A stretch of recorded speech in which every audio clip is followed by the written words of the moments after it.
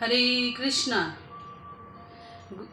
मैं सत्यनारायणी देवी दासी आप सभी को प्रणाम करती हूँ। गुरु महाराज की वाणी लेके आ गई सत्यनारायण। गुरु महाराज कहते हैं कि भौतिक संसार में लोगों को सांसारिक बातों में, सांसारिक बात यानी टीवी देखना, राजनीतिक पे चर्चा करना, न्यूज़पेपर पढ़ना, इन सब बातों में उनकी बहुत अधिक रुचि होती है और इसमें उनको आनंद भी आता है।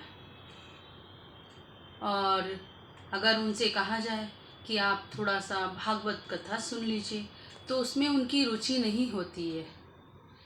वे अपने समय को सांसारिक बातों में जाया करते हैं। इसी तरह से जो आध्यात्मिकवादी लोग हैं वे भक्तिपूर्ण कथा, भगवान की कथा सुनने में, भगवान के भक्तों के बारे में जानने में, भगवान की लीला को सुनने में अपने समय को लगाते हैं। उनको सांसारिक मामलों में रुचि नहीं होती है। तो दोनों में अंतर इतना है कि एक की रुचि सांसारिक मामलों में है और दूसरी की आध्यात्मिक। ये अंतर बिल्कुल दिन और रात के जैसा है। एक भगवान के बारे में सुनना चाहते हैं और एक भगवान के बारे में सुनना नहीं चाहते। उनको ये टाइम वेस्ट लगता है। गुरु महाराज यहाँ पे हमें बताते हैं कि हमें क्या सुनना चाहिए, क्यों सुनना चाहिए। सुनने के ऊपर गुरु महाराज ने कहा हमारे शरीर में 5 कर्म इंद्रियां और 5 ज्ञान इंद्रियां हैं। इतनी सारी इंद्रियों में सबसे ज़्यादा महत्वपूर्ण और प्रभावशाली इंद्रिय है कान। कान वो जब जीव प्रगाढ़ निद्रा में सोता रहता है तो भी वो उसकी रक्षा करती है। जब मनुष्य जागता हुआ रहता है या जीव जब जागता रहता है तो वो अपनी रक्षा स्वयं कर सकता है, लेकिन जब जीव सोता है तो कान तब भी कार्य करती है। वो सतर्क रहती है और यदि थोड़ी सी भी आहट होती है तो वो जीव को जगा देती है। भगवान की प्रेमा भक्ति का प्रारंभ भी इसी कान के द्वारा होता है। जब हम कान के द्वारा यानी श्रवण के द्वारा हम भगवान के बारे में, भगवान की लीला को सुनते हैं तो हम प्रेमा भक्ति को प्राप्त करते हैं। जब हम शुद्ध भक्त से सुनते हैं तो कान के द्वारा वो भक्ति हमारे हृदय में प्रवेश करती है। भगवान भगवत गीता में कहते हैं जो भगवान के चरण कमलों की शरण ग्रहण कर लेते हैं भगवान उनकी अविद्या का नाश कर देते हैं।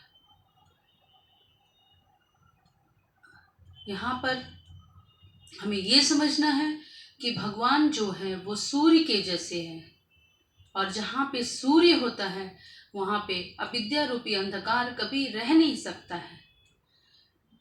कृष्ण सूर्य सम माया है अंधकार, जहाँ जहाँ कृष्ण तहाँ नहीं माया का अधिकार। तो जहाँ जहाँ सूर्य की प्रकाश जाती है वहाँ वहाँ से अविद्या रूपी अंधकार हट जाता है। यहाँ हमें अविद्या को दूर करने का उपाय बताया गया है।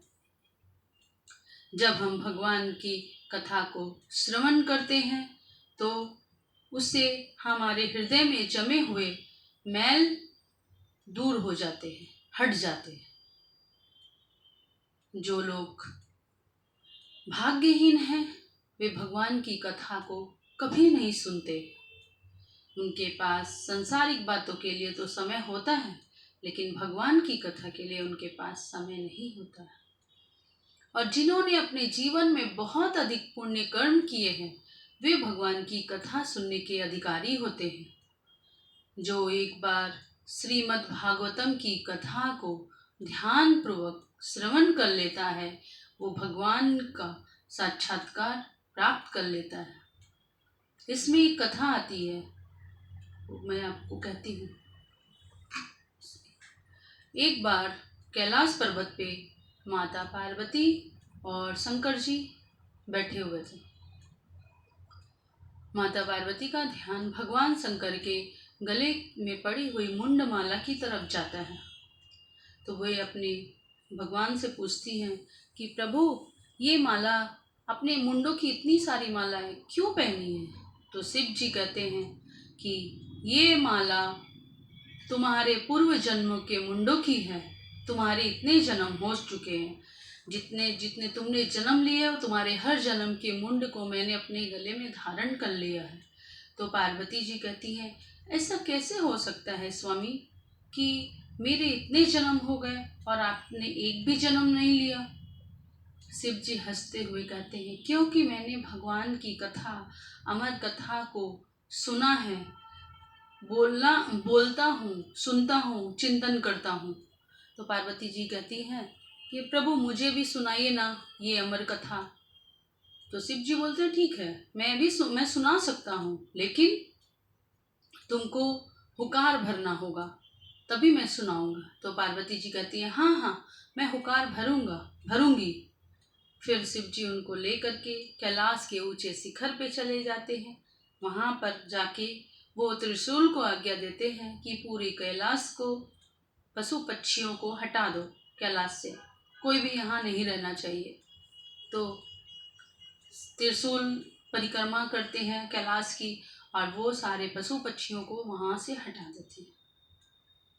उसके बाद शिव जी कथा आरंभ करते हैं। जब शिव जी ने कथा भी आरंभ ही की तो उस जिस कल्पतरु वृक्ष के नीचे शिव जी और पार्वती जी बैठे हुए थे, उसी कल्पतरु वृक्ष के ऊपर एक तोते का अंडा था।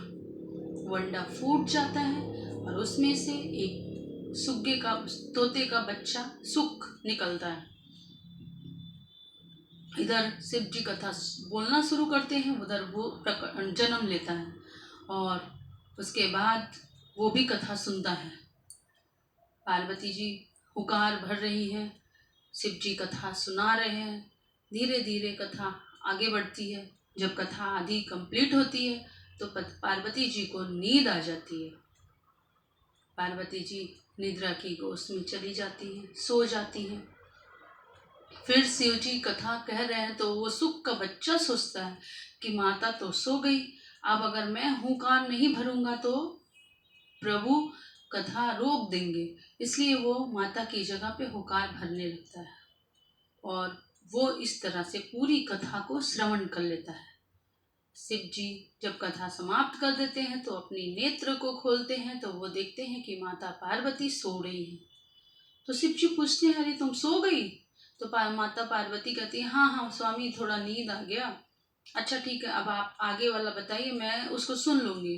शिव जी बोलते हैं, वो तो मैं तुमको सुना दूंगा, लेकिन पहले ये बताओ, ये हुकार किसने भरी? पार्वती जी बोलती है, मुझे तो नहीं पता। फिर शिव जी चारों तरफ देखते हैं तो उनकी दृष्टि उस सुग के ऊपर जाती है। वे क्रोध में आ जाते हैं और अपने त्रिशूल को उठाते हैं उसको मारने के लिए।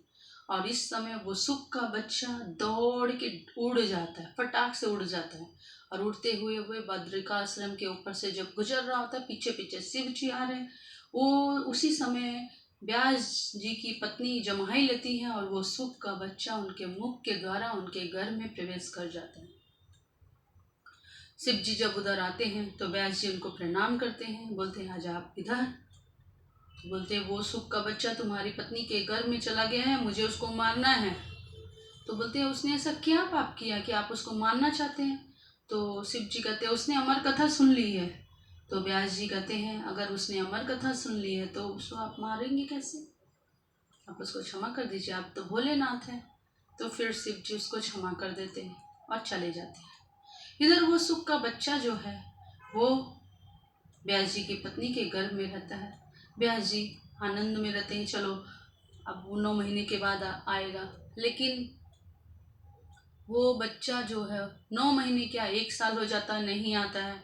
फिर उसके बाद वो 2 साल, 3 साल, 4 साल, 5 साल, 10 साल, 16 साल तक उसने बाहर वो जन्म नहीं लेता है, निकलता ही नहीं है उनके गर्भ से।